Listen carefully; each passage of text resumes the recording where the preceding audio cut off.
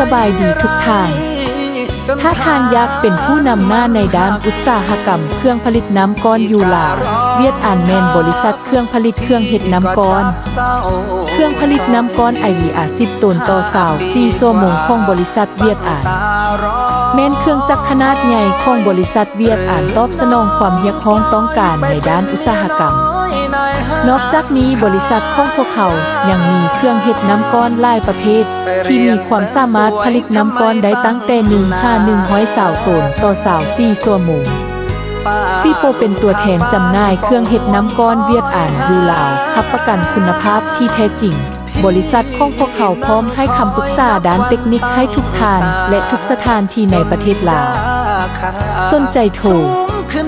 02092414141สินค้าคุณภาพดีต้องแมนฟีโปเท่านั้นขอขอบใจ